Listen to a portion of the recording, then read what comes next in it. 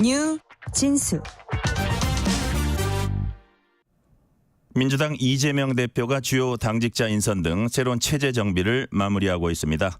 코로나19 확진으로 여야 대표 회담은 연기됐지만 방식과 의제를 둘러싼 신경전은 치열합니다. 원조 친명으로 불리는 3선 김영진 의원과 함께 민주당 상황과 주요 쟁점 현안을 깊이 있게 짚어보겠습니다. 김영진 의원님 어서 오세요. 네, 반갑습니다. 시간 내주셔서 감사합니다. 네, 고맙습니다. 김영진 의원님은 경기도 수원에서 내리 3선하셨고요. 원내 수석 부대표, 사무총장 등을 역임했습니다. 이재명 대표가 처음 대선에 나섰던 2017년부터 함께 했던 걸로 이제 알려져 있는데, 자, 이 대표와는 얼마나 오랜 기간 계속된 인연인지 궁금합니다. 언제 처음 만나셨어요? 성남시장 할 때부터 해서 네. 관계를 갖고 얘기를 좀 쭉 해왔던 것 같아요. 그리고 성남시장 재선하고 2017년 대선을 준비를 할 때 그 시기부터 더 직접적으로 아마 결합해서 대선 경선 후보를 할 때 같이 움직였던 것 같아요. 꽤 시간이 됐네요. 10년이 훌쩍 넘었네요. 네, 10년이 넘은 것 같습니다. 네. 10년 동안 많은 교감도 하셨을 것 같고요. 자, 민주당 안팎에선 김영진, 정성호 두 의원이 원조 친명으로 불립니다. 이런 호칭 본인 어떻게 생각하세요? 저야 그렇게 그런 호칭을 받기 좀 과하고요. 이 정성호 의원님이 네. 변호사 시기부터 오랫동안 교감을 하고 서로 신뢰하면서 할 얘기 안 할 얘기 다 하는 그런 관계였고, 또 2017년에 정성호 의원님과 제가 같이 했던 그런 역사 때문에 그런 칭호를 얘기하는 것 같아요.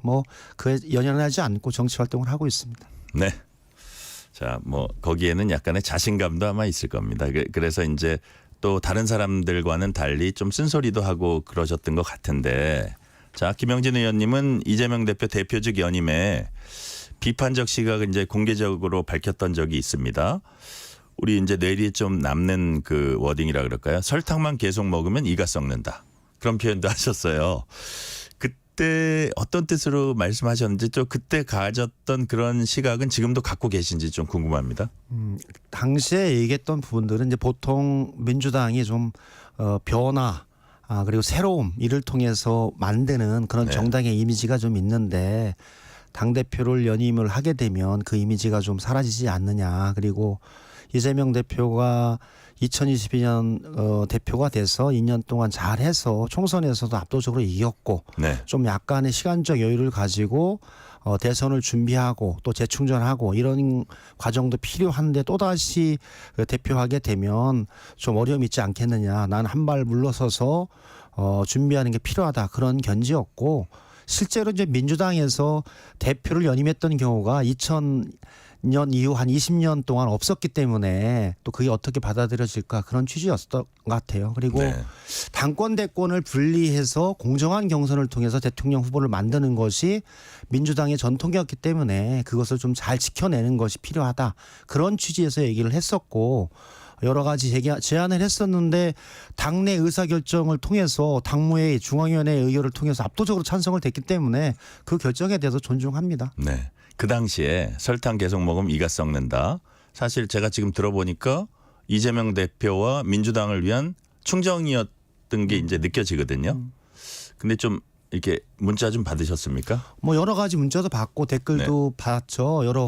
또 당원들의 생각은 차이가 있으니까요. 그래서 제가 얘기했던 게 그래서 민주당의 특징은 다양성과 차이를 인정하고 민주적인 논의를 통해서 경쟁을 하고 그를 통해서 결정된 것을 수용하는 게 민주당의 역사 전통이다. 그래서 그런 의견들에 대해서 터부시하거나 과도한 비판을 하는 것이 적절하지 않다. 그런 취지가 있었던 거죠. 그래서 그런 의견들이 많이 있었는데 항상 있었던 거라 특별하게 연연하지는 않았습니다. 네.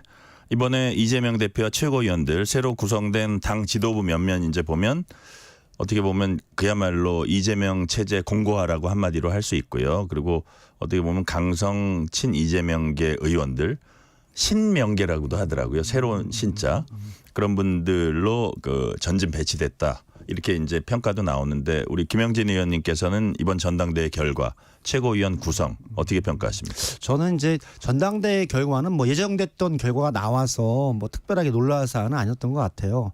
압도적으로 이재명 대표가 2기 그 대표로 될 것을 뭐 누구나 다 삼척동자도 알고 있던 얘기였고 그런 결과가 나왔고 최고위원도 사실은 그런 경향과 흐름이 강하게 초창기부터 있었기 때문에 그런 결과로 나타났는데 그래도 과거에 비해서 재선 2명, 3선 2명, 4선 1명 해서 최고위원 지도부가 안정적으로 구성이 됐고 다양한 경험을 한 분들이 최고위원에 됐기 때문에 저는 제가 보기엔 논의들이 그래도 많이 될 것이다 그런 생각이 들어요. 신명계라고 하기보다는 사실은 압도적으로 171명의 그 야당 민주당 의원이 당선됐기 때문에 네. 그 사실 풀도 넓었고 다양하고 이런 분들이 또 새로운 에너지를 가지고 일하게 되면 이재명 2기 지도부가 또 움직일 수 있는 힘을 받지 않나 그런 생각이 들어요. 네. 세수를 세부대에 담는 게 필요한 것 같아요. 그래서 이제 신명이라고 불리는데 그런 분들 전진 배치된 것도 여러 가지로 그 긍정적으로 보신다. 저는 제가 보기에 이제 네. 저 같은 경우에는 꽤 오래됐고 네네. 뭐 10년 넘게 일했기 때문에 또 하면 또 힘들지 않겠어요. 그래서 새로운 사람들이 새로운 에너지와 변화된 상황에 맞게끔 일을 해나가고 그를 통해서 많은 자원과 의원들 그다음에 이런 사람들이 일을 해보면서 검증이 되고 능력도 발휘해보고 그러면서 민주당의 미래를 만들어 나가는 과정이다라고 보고 그 속에서 이재명 2기 지도부의 결과를 보면서 판단하는 게 필요하다 그렇게 보고 있습니다. 그 전당대회 과정 얘기 하나만 하고 넘어갈게요. 이번 전당대회에서 가장 사람들이 놀랐던 결과 중에 하나가 정봉주 전 의원의 막판 탈락입니다. 특히 1위를 달리던 정 후보가 이재명 대표 김민석 후보 언급 뒤에 2위로 밀리더니 이른바 무슨 생각했던지 명파리 발언 이후에 마지막 서울 경선 대의원 투표에서 정봉주 낙선, 이현주 당선 몰표 이런 움직임으로 인해서 이제 정말 탈락을 했습니다. 실제로. 이런 행태가 민주당의 특장점입니까? 아니면 민주당이 극복해야 될 과제라고 보십니까? 제가 보기엔 이제 정봉주 의원이 가지고 있는 특징이 있는 거죠. 네. 그러니까 개인의 정치사가 상당히 굴곡이 많았지 않습니까? 2004년 초선 의원 돼서 한 16년 정도를 야인으로 지냈고 그 속에서 뭐 BBK 사건으로 구속됐다 나오기도 하고 또 당 교육연수위원장을 맡으면서 여러 얘기도 있었는데 또 본인이 전면에서 싸웠는데 그렇게 대접받지 못했다는 생각을 할 수도 그런 있어요. 상황이 있는 거죠. 예, 본인은 적극적으로 사실은 정봉주 의원은 누가 봐도 친명 인사였죠. 네. 그리고 1기 이재명 대표 지도부에서 교육연수위원장을 하면서 전국을 다니면서 교육을 했던 책임자였거든요. 네네. 그렇기 때문에 저는 그런 컨셉과 내용으로 갔는 줄 알았는데 본인이 이번 최고위원 선거에 전략과 컨셉을 좀 바꿨다라는 생각이 들었어요. 그래서 왜 그럴까라는 생각이 들었고 이번 결과에 대해서는 저는 뭐 정치 초년병도 아니고 정봉주 의원이 오랫동안 정치를 해왔고 네. 이런 큰 정치 선거판에도 해봤기 때문에 왜 그런 결과가 있었는지를 본인이 잘 알 것이다라고 보고 저는 잘 복귀하고 재충전해서 새롭게 출발하는 게 필요하지 않을까 그렇게 보고 있어요. 자, 지금 정봉주 낙선에서 보여준 어떤 당원들의 뭐 몰표도 있었지만 반면 당내에서 검찰을 앞세운 정치 탄압에 맞서서 이재명 대표 중심으로 똘똘 뭉쳐서 싸워야 한다는 논리가 사실 팽배합니다. 그래서 여기에 저해되는 어떤 분열적 요소는 당에 도움이 되지 않고 이재명 대표의 대권 가도에도 도움이 되지 않는다. 이런 생각이 되게 강한 것 같아요. 그런 게 좀 이번에도 발현이 된 것 같은데 자, 이렇게 일사불란한 것까지는 좋은데 이게 조금 더 나가면 어떤 현상이 벌어지냐면 내가 한 거는 모두 옳고 상대방은 대부분 행동이 악마화되고 뭐 이렇게 될 수 있거든요. 이게 장기적으로 민주당에 득이 될까요? 저는 이제 그런 게 좀 강해졌어요. 그러니까 네. 이게 그 정치도 그렇고 뭐 인생도 그렇고 작용 대 반작용 아닙니까? 그렇죠. 그렇죠. 제가 예. 보기에는 이제 윤석열 이 정부에서 윤석열 대통령이 2022년 5월 9일 집권 이후에 조금 넓게 정치를 이 판을 좀 그려 나가면서 야당과 이재명 대표를 정치 파트너로 인정하고 그 속에서 뭐 문제가 있으면 제가 보기에는 지적할 수 있는데 네. 일관되게 제가 보기에는 민주당과 이재명 대표에 대해서 악마화했던 부분들이 과도하게 되니까 야당도 그에 대한 반작용으로 조금 더 상생과 미래 그다음에 넓게 여야가 나갈 수 있는 이 여지 자체가 상당히 줄었어요. 그러니까 야당 입장에서도 보면 그의 좀 다양한 의견 그리고 조금 더 다른 의견을 내면서 한번 해보자라고 하는 사람들과 입장들이 상당히 입지가 축소됐던 거죠. 그러니까 저는 작용과 반작용이 있고 그래서 윤석열 현재 검찰 정부가 검찰권을 중심으로 한 전국 운영이나 정치의 운영에서 조금 정치를 하는 방향으로 좀 만들어 나가면 야당도 좀 풀려 나가고 그 속에서 야당도 좀 그러면서 숨을 좀 쉬면서 대응할 수 있는데 그러니까 민주당 당원들이나 강력한 당원들은 과도하게 탄압한다. 탄압하는데 이재명을 대표를 지키지 않는 사람은 민주당에 반한다. 그렇기 때문에 안 된다. 이렇게 논리가 단순화되는 상황이 있었던 거죠. 그래서 네. 저도 우려스러운데 그렇다고 해서 현재 국면에서 후퇴하게 되면 전체 진영 자체가 붕괴된다라고 하는 좀 우려들이 있는 겁니다. 좀 여유 있게 했으면 좋겠어요. 네네. 자, 그래서 이번에 이재명 대표가 다시 당권을 장악한 거는 자신의 대권 가도의 득이다 아니면 리스크가 크다. 어느 쪽이 더 강합니까? 저는 뭐 위기이자 기회라고 보는 거죠. 네. 한마디로 야당의 대표 171명 국회의원과 그 171명의 국회의원의 자원, 인력 모든 걸 총동원할 수 있는 권한이 있는 거 아닙니까? 네. 그러면서 각종 정책을 개발하고 단기적인 윤석열 정부에 대한 대응부터 중장기적인 대선 집권 전략이라든지 플랜 그리고 인재 영입 두루 다양하게 할 수 있는 사실은 주도권을 줬기 때문에 그게 하나의 기회이고 그러면 두 번째는 과연 그 기회를 가지고 어떻게 결과를 내느냐. 한마디로 정당 지지율이 지금 교착 국면이지 않습니까? 지금 단계적으로는 민주당의 지지율이 높지만 이후에 또 가면 재조정을 받아서 비슷한 지지율이 나올 텐데 그 정당의 지지율을 높이고 미래의 민주당의 집권 가능성과 유능한 정당으로서의 상을 국민들에게 어떻게 보일 것이냐에 대한 또 다른 과제를 받았기 때문에 위기일 수 있다. 그래서 사실은 이제 그 시간이 길기 때문에 그 긴 시간 속에서 피로감이 누적되는 것에 대한 위험성이 있죠. 그러면 새로움을 가지고 새로운 미래를 준비하고 중장기적인 집권 플랜을 통해서 국민들에게 윤석열 정부와 다른 이재명 정부, 윤석열 정부와 다른 민주당 정부의 상을 보여주는 것 그것이 필요하지 않나. 그게 위기 요인이다 이렇게 보고 있죠. 네, 저희는 지금 민주당 김영진 의원과 얘기 나누고 있습니다.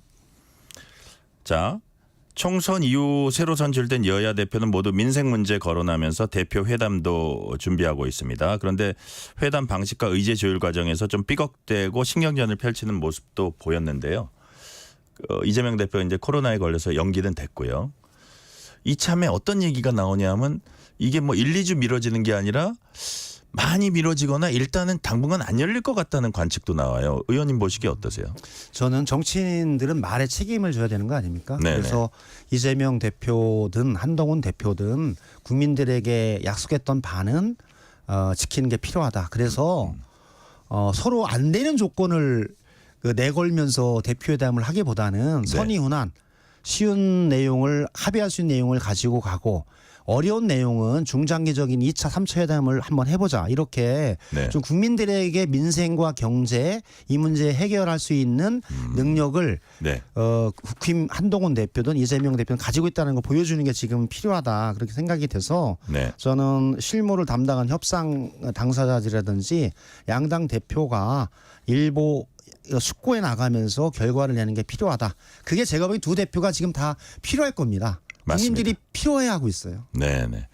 필요해하기도 하고 또 이제 둘 다 약간 외연 확장을 꾀하는 여야 대표다 보니까 되게 이제 민생 문제를 되게 두 분 모두 강조하고 있습니다. 그래서 일부 쟁점 법안에서 약간 합의가 이루어지는 모습들도 보이고, 그렇죠. 그다음에 뭐 세제 개편이라든지 이런 데서 조 점에선 잘 하면 절충점을 찾을 수 있겠다. 그러면서도 또 정책위의장 또 생각이 다른 진성준 정책위의장 유임을 했어요. 그래서 이건 당내 토론을 거쳐서 좀 이렇게 여당과도 얘기를 해볼 수 있지 않나 하는데 어떤 여야 간의 정책적인 절충점 합의를 이뤄나가는 그런 부분은 어떻게 전망하세요? 저는 제가 보기에는 그 국토위에서 이번에 전세사기 특별법에 대해서 여당이 조금 변경된 안을 제안을 했고 그 민주당은 민주당의 원안보다는 상당히 후퇴했지만 그래도 전세 사기를 당한 분들에게 단계적으로라도 대안을 만들어 드리고 그것을 시행하면서 추가적인 필요하다라고 하는 부분들 추가적인 대안을 입법하는 과정으로 이해하면서 서로 합의 지점을 만들었거든요. 저는 이게 상당히 의미 있는 일이었다. 그래서 전세사기 특별법을 통과한 것처럼 재반의 간호법이라는 재반 법안 중에 지금 중요한 것에 대해서는 저는 할 수 있다라고 봐요. 그래서 더 뭐 간다면 최혜병 특검법, 그다음에 의료 대란에 관한 여러 가지 중요한 그 민생 현안들까지도 네. 같이 조정해 나가면서 할 수 있는 전기를 마련하는 게 필요하다라고 봐서 저는 조금 물이 끓고 있어서 서로 합의할 수 있는 지점이 충분히 있다 그렇게 보고 있어요. 네, 네. 그래서 어쨌든 뭐 1, 2주 뒤에라도 회담이 잘 열려서 합의할 수 있는 것부터라도 너무 큰 욕심 내지 말고 네, 욕심내지 말고 해보자 그런 네, 취지입니다. 그런 말씀이시죠. 자, 다만 해병대원 특검법 관련해서는 여당 내 논의 과정이 생각보다는 시간이 좀 더 걸릴 거다 이런 관측도 나오거든요. 그래서 그럼에도 불구하고 한동훈 대표 측근들 사이에선 한 대표가 전당대회 때 약속한 걸 그걸 유야무야하지는 않을 걸로 본다 이런 말들을 많이 해요. 의원님 어떻게 보십니까? 저도 그래요. 그러니까 한동훈 대표도 새로 대표가 돼서 네. 새로운 한동훈 표 국힘을 만드는 것 그리고 미래를 만드는 것이 중요한 시점이거든요. 그러니까 네. 한동훈 대표는 두 가지의 큰 과제가 있어요. 한마디로 윤석열 여당 정부에서 윤석열 정부가 성공하는 것 그러면서도 윤석열 대통령과 다른 네. 한동훈의 색깔과 비전을 만드는 것 두 가지가 있는데 두 가지가 같이 갈 수도 있고 두 가지가 상충할 수도 있는 문제죠. 네, 네. 두 가지가 상충하는 것 중에 하나가 해병대원 특검법이에요. 그리고 국민들에게 대해서 약속을 했거든요. 그러니까 한동훈 대표가 가장 많이 비판했던 게 내로남불에 대한 비판을 많이 했거든요. 네네. 그럼 이제 그게 본인이 이제 그것에 대해서 책임져야 될 시간이 온 거예요. 최혜병 특검법을 야당의 민주당이 아니라 제3자 특검법 아니라도 1단계 진전해보고 진실을 규명해보자로 약속을 했기 때문에 민주당이 한번 하자라고 했으면 네. 한동훈 대표는 이제 대안을 내올 때가 됐다. 그래서 한동훈 대표 시간이 된 것 같아요. 김영진 의원님께서는 국회 예결위 소속이고 상임위도 기재입니다. 당장 다음 달 정기국회에서 내년 예산안 논의한 자리에 이제 계신데 어제 김상훈 국민의힘 정책위 의장께서 저희 뉴스레터 K 출연해서 내년 예산 기조는 긴축이지만 취약계층 복지 등에는 돈을 푸는 방향으로 가겠다 이런 말씀하셨거든요. 이런 예산 기조는 어떻게 평가하세요? 그러니까 저는 큰 방향에서 국힘의 기조는 부자 감세 긴축 재정 그 방향이거든요. 네. 근데 실제로는 오늘 한국은행이 어제 경제성장률 발표했듯이 당초 2.5%에서 2.4%로 낮췄고 사실 2.4%도 작년에 경제 성장률이 전 세계가 상당히 잘 나갔는데 우리나라만 네. 1.4% 낮았던 기저효과에 따라서 2.5%로 예상했는데 그거보다 떨어졌거든요. 그러면 그것을 어떻게 할 것인가. 그래서 저는 이 속에서 이제 재정의 역할을 어떻게 할 것인가에 대해서 저희는 그래도 재정의 적극적인 역할을 통해서 민생 경제와 중소기업, 대기업에 대한 지원을 통해서 바닥 경제를 살리고 일자리를 만들지 않으면 침체 국면으로 들어갈 수 있다는 판단이 좀 있는 거예요. 그래서 네네. 저는 일방적인 긴축 재정과 건전 재정의 틀보다는 선택적으로라도 적극 재정과 재정의 역할을 확대해 나가면서 부양하는 부분에 관해서도 고민할 필요가 있다. 그것을 한국은행의 금리를 왜 더 낮추지 않았냐 이렇게 금리 정책으로 전환하는 것은 효과를 보기 어렵다는 측면이 있어서 약간의 차이가 있는 것 같아서 국회에서 예산을 편성하고 예산 심의를 할 때 좀 논의해 볼 필요가 있다고 봅니다. 네. 김영진 의원님께서는 친명계 좌장으로 불리는 정성호 의원과 함께 의원 연구 모임 미래를 여는 의회 민주주의 포럼을 주도적으로 만드셨고 최근 두 번째 회의 개최했습니다. 해당 포럼은 국회 국가적 과제에 대한 전략 수립 기능, 행정부에 대한 권력 견제 균형 기능 회복, 대화 타협의 다원적 민주정치 실현의 가치를 연구한다. 어떤 분들이 참여하고 계시면 이게 여기서 논의한 건 어떻게 활용하실 겁니까? 현재는 의회 민주주의 포럼은 정성호 의원님과 민홍철 의원님이 공동대표를 맡았고 네. 제가 연구 책임면을 맡고 한 40여 분 정도 의원들이 참여하고 있어요. 그래서 기본적으로 상권 분립에 기반한 입법부의 역할, 국회의 역할을 어떻게 할 것인가에 대한 게 핵심적인 과제예요. 그래서 입법부, 행정부, 사법부에서의 견제와 균형을 어떻게 만드는 것이 지금 필요하느냐. 그 속에서 대화와 타협을 통해서 정치의 순기능을 어떻게 국회에서 실현할 것인가. 이런 얘기들을 좀 하고 있어요. 그러니까 지금은 사실 제가 보면 일방적인 검찰의 수사, 그에 따르는 반작용으로 특검, 뭐 여러 가지 의견들 중심으로 가기 때문에 정치가 사라진 속에서 결과를 내는 정치를 어떻게 만들어내는 것이 입법부 역할일 것인가에 대한 부분들도 네. 우리가 준비를 해야 된다. 그런 취지로 좀 논의하고 있다라고 보고 시간이 지나면 저는 우리 의회 민주주의 자체가 조금 더 강화돼야지 전체 민주주의가 강화되는 측면이고 실제 결과를 내는 국회가 될 수 있다. 그런 취지에서 노력하고 있습니다. 김영진 의원님은 삼선이신데 상임위원장을 맡으시지 않는 이유가 너무 양보하시는 거 아닙니까? 뭐 민주당의 취지는 사실은 약간 연공이 있어요. 나이 순으로 좀 해서 나이도 적지 않으시잖아요. 더 나이 많으신 분들이 많으셔서 아, 그래요? 그래서 아마 후반기 정도에 상임위원장을 할 것 같아요. 그래서 그래요? 뭐 지금 기획재정위원회 위원으로서 또 열심히 또 일을 하고 있고 특별히 그런 문제에 관해서 좀 시간이 필요한 것 같습니다. 시간은 다 됐는데 그래도 짧게 한마디라도 앞으로 의정활동 어떤 점에 중점을 두고 하실 건지 한 말씀 해주세요.